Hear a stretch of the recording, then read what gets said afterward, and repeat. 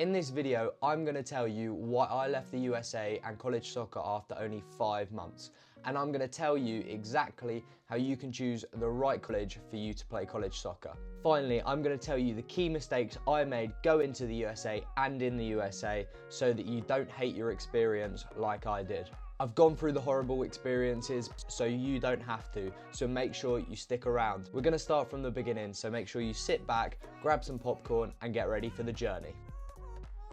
3 years ago, I was 17 playing for a National League football academy, Maidstone United. I was loving my time there because I was playing full-time football, but I knew it only lasted for 2 years and I wanted to play full-time football beyond that. That's when I first learned about the opportunity to go to the USA and what it could offer me. After speaking to my coaches, I was hooked immediately, and there was a company that had previously worked with Maidstone before. I got in touch with the company and I signed with the agency, and then we were looking for colleges. I was enjoying my final season at Maidstone and I got my first 2 college offers. My first offer was a D1 junior college in Arkansas, which I really liked the look of, and then I received one from a D1 USCAA school in New York State, and it was a better offer. I thought immediately that this was the one. So I contacted the person I was working with at the agency and told them to stop searching for offers. This was mistake number 1. I committed to the school, and after a summer of training and working hard, I flew to the USA.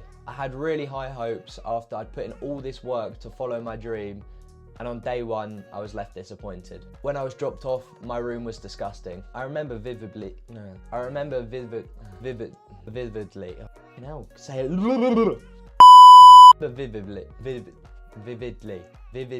A few moments later. I remember vividly, as soon as my coach left and had dropped me off, I started crying because I couldn't believe that I'd just flown halfway across the world to be staying in something that wasn't even clean. I was put up in a long haul stay hotel next to the college. Now, a bad room, I can deal with that, we can get on with our life. So we go and have a look around the college, which is in a retail parking lot, and it's smaller than my primary school. Now, I will never say that this was a bad college and you shouldn't go to it, but it was not a school for me whatsoever. I knew on day 1 I'd made a mistake, but we were signed on and we had to try it and keep a positive attitude, and hopefully things would get better. My biggest priority when going out to the USA was to develop as a footballer, but my college didn't allow me to have access to a facility to train on regularly. So I ended up training in the car park of the long stay hotel. My college also didn't have a gym, and I had to walk half an hour each way to the nearest gym, which isn't that bad, but if you think you're a student athlete and you're training twice a day, you've got homework to do,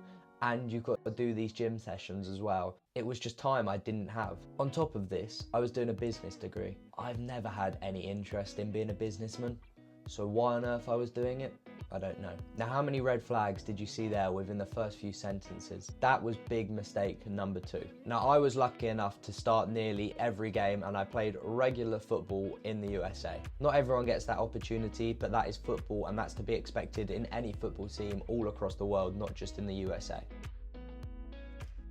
As much as I was playing regularly, I completely fell out of love with the game. I was playing in a system that I completely didn't enjoy, and I stopped doing parts of my game that I enjoyed the most. And why do I play football if not to enjoy it? I had no idea how I was going to be employed and how I was going to be played before I went to USA. And this is mistake number 3.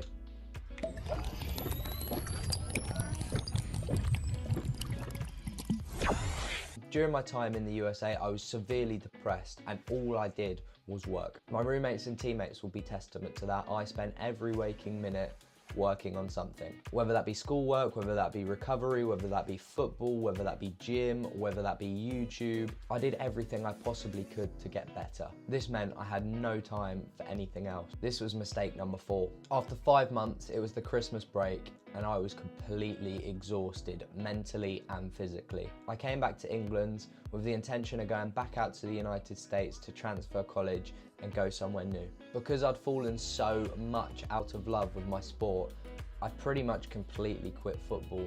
And instead of heading back out to the United States, I stayed in England and made the decision that I was not going to go back out to the USA. I gave up, and that was mistake number 5. Now, that all might seem fairly dramatic to you. I can't tell you why, but the USA really affected my mental health in an absolutely devastating way. It took me over a year to get back to who I truly was and doing what I truly wanted to do, and for refinding my love for football again. For months on end after I returned, I was completely lost. I was getting drunk every weekend. I was doing things I didn't enjoy, and my life was a complete mess. But if you ask me if I'd do it again, I would say yes. So for you guys that want to go to America, these are my 5 biggest tips to remember. Number 1, make sure you get as many offers as possible. You want to be looking at all these different places with an equal mind. Do not let a school pressure you into signing something quickly, and do not get swayed by what a coach is saying. You don't sign anything until you're 100% ready, 100% comfortable to. Number 2, do not get sold a dream. Coaches are aiming to try and get you to come to their college. Now, most of them, they're not liars, they're not cheats, they're genuine good guys, but you have to remember the intention is to get you to go to their college. So what you hear and get told may not be 100% true. What I did was get sold a dream. So this tip is combined with do your research.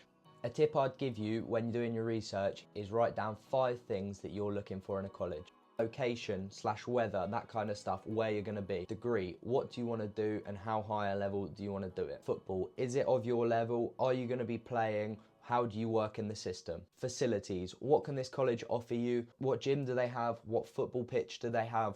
What can you get access to that this college can give you? Offer. Obviously, you want the best possible offer, but sometimes paying just a little bit more of your scholarship will get you your dream life. So do not be swayed by the numbers. Make sure you're going to the place you want to go to. The 4th tip is enjoy yourself, right? You're living in a new country, a new culture.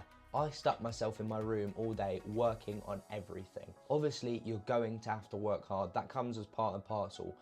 But do not let yourself not experience new things. That is my biggest regret from my time in the USA. Now, the 5th and final piece of advice is do not give up. Sometimes in life, you may make the wrong decision. If you go to a college that is not for you, it is not the end of the world, right? You can transfer, that is possible. It's slightly more difficult, but it's very feasible. You can do it. Had I known what I know now, and had I not got a major injury, I 100% would have gone back out to the USA. Do not feel like it's just not for you.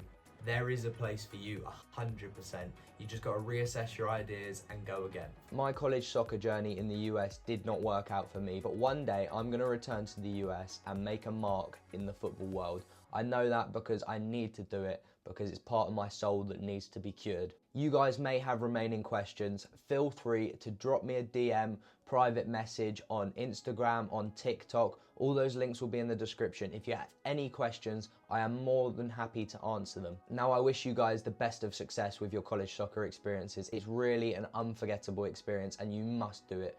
Do not let this video put you off, because I'm just advising you on how to do it well and avoid the mistakes I've made. You've seen a lot in this video of what I experienced in the USA. There were lows, but there were also highs, and if you want to watch any of those, make sure to click on this playlist. Alternatively, if you want to see how hard and how I was training before I went to the USA, then this video is for you. Hope you enjoyed, guys. As always, keep training.